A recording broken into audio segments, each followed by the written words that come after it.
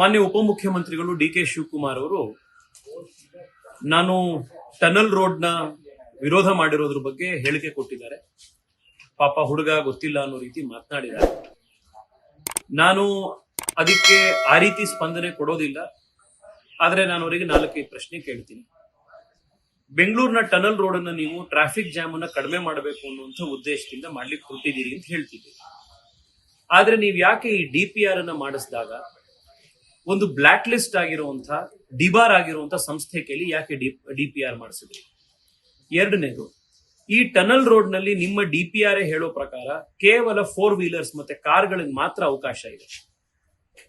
ಇನ್ನು 2 ವೀಲರ್ಸ್ಗಳು ಬೈಕ್ ಗಳಲ್ಲಿ ಓಡಾಡುವಂತವ್ರು, ಬಸ್ ನಲ್ಲಿ ಓಡಾಡುವಂತವ್ರು, ಆಟೋ ರಿಕ್ಷಾದಲ್ಲಿ ಓಡಾಡುವಂತವ್ರು, ಬೆಂಗಳೂರಿನ 95% ಸಾಮಾನ್ಯ ಜನ ಈ ಟನಲ್ ರೋಡ್ ನಲ್ಲಿ ಯಾಕೆ ಓಡಾಡ್ಲಿಕ್ಕೆ ಸಾಧ್ಯ ಆಗೋದಿಲ್ಲ?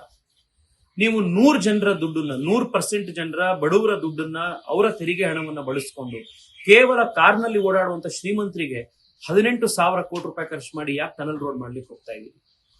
ಮೂರನೇದು, ಬೆಂಗಳೂರಿನ ಟ್ರಾಫಿಕ್ ಸಮಸ್ಯೆ ಬಗೆಹರಿಬೇಕು ಅಂತಂದ್ರೆ ಅದಕ್ಕೆ ಹೆಚ್ಚು ಪಬ್ಲಿಕ್ ಇನ್ಫ್ರಾಸ್ಟ್ರಕ್ಚರ್ ಮೇಲೆ, ಪಬ್ಲಿಕ್ ಟ್ರಾನ್ಸ್ಪೋರ್ಟ್ ಮೇಲೆ ಇನ್ವೆಸ್ಟ್ಮೆಂಟ್ ಬೇಕು. ನೀವು 18 ಕಿಲೋಮೀಟರ್ ಈ ರಸ್ತೆಗೆ 18,000 ಕಿಲೋಮೀಟರ್ನ ಖರ್ಚು ಮಾಡ್ತಾ ಇದ್ದೀರಿ.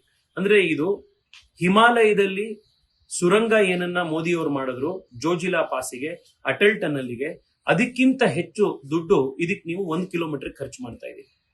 ಇಷ್ಟೇ ದುಡ್ಡನ್ನ ನೀವು ಮೆಟ್ರೋ ಖರ್ಚು ಮಾಡಿದ್ರೆ ಸುಮಾರು ಇದರಷ್ಟು 2 ಕಿಲೋಮೀಟರ್ ಅಷ್ಟು ಮೆಟ್ರೋ ಬೆಂಗಳೂರಿಗೆ ಸಿಗುತ್ತೆ. ಬೆಂಗಳೂರಿಗೆ ಬೇಕಾಗಿರುವಂಥದ್ದು ಪ್ರಾಮಾಣಿಕ ನಾಯಕತ್ವ.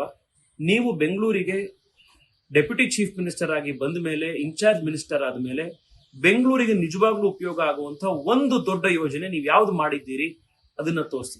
ನಿಮ್ಮ ಅಧಿಕಾರಿಗಳು ಬೆಂಗಳೂರು ರಸ್ತೆಗಳಲ್ಲಿರುವಂತಹ ಗುಂಡಿನ ಮುಚ್ಚಕ್ಕಾಗ್ತಾ ಇಲ್ಲ. ಇವರು 18 ಕಿಲೋಮೀಟರ್ ಸುರಂಗ ಮಾರ್ಗ ಮಾಡಿ ನಮಗೆ ಕರೆಕ್ಟ್ ಟೈಮಲ್ಲಿ ಅದನ್ನ ಓಪನ್ ಮಾಡ್ಕೊಡೋ ಸಾಧ್ಯತೆ ಇದೆಯಾ? ನೀವು ಎಲ್ಲಾ ಕಡೆ ಅನುಭವಕ್ಕೆ ಬಂದಿದೆ. ಹೊಸ ಫ್ಲೈಓವರ್ ಬಂತು ಅಂದ್ರೆ 6 ತಿಂಗಳ ಆ ಫ್ಲೈಓವರ್ ಕೂಡ ಜಾಮ್ ಆಗುತ್ತೆ. ಟ್ರಾಫಿಕ್ ಸಮಸ್ಯೆ ಬಗೆಹರಿಯುವಂಥದ್ದು ಹೆಚ್ಚು ರಸ್ತೆಗಳನ್ನು ಮಾಡೋದ್ರಿಂದಲ್ಲ, ಹೆಚ್ಚು ಬಸ್ಗಳು, ಟ್ರಾಮ್ಗಳು, ಹೆಚ್ಚು ಮೆಟ್ರೋ, ಹೆಚ್ಚು ಸಬರ್ಬನ್ ರೈಲ್, ಈ ಎಲ್ಲ ಕೆಲಸ ಆಗೋದ್ರಿಂದ ದಯವಿಟ್ಟು ತಾವು ನನ್ನ ಏಜ್ನ ಬಗ್ಗೆ ತಲೆ ಕೆಡಿಸ್ಕೊಳ್ಳೋದ್ರ ಬದಲು ನಾನು ಹೇಳಿರುವಂತಹ ವಿಚಾರದ ಬಗ್ಗೆ ಗಂಭೀರವಾಗಿದೆಯೋ ಇಲ್ವೋ ಅನ್ನೋದ್ರ ಬಗ್ಗೆ ತಾವು ಅದಕ್ಕೆ ಪ್ರತಿಕ್ರಿಯೆ ಕೊಡಿ. ನಮಸ್ಕಾರ. ಲೇಟೆಸ್ಟ್ ಹಾಗೂ ಇಂಟ್ರೆಸ್ಟಿಂಗ್ ಸುದ್ದಿಗಳಿಗಾಗಿ ಬಾಸ್ ಟಿವಿ ಕನ್ನಡ ಚಾನೆಲ್ನ ಸಬ್ಸ್ಕ್ರೈಬ್ ಮಾಡಿ. ಹಾಗೆಯೇ ಬೆಲ್ ಐಕಾನ್ ಪ್ರೆಸ್ ಮಾಡಿ. ಇದರ ಜೊತೆಗೆ ಫೇಸ್ಬುಕ್, ಇನ್ಸ್ಟಾಗ್ರಾಮ್, ಎಕ್ಸ್ ನಲ್ಲೂ ಮಿಸ್ ಮಾಡದೆ ಫಾಲೋ ಮಾಡಿ.